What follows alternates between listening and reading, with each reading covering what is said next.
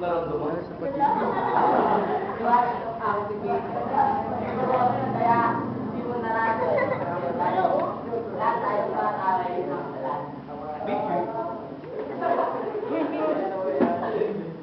Kasi may mga pinusubo ganun. Pero hindi po ikaw lang dapat. Diba? Sige nga, sige nga. Pas na lang. Okay, sige. Sino susunod?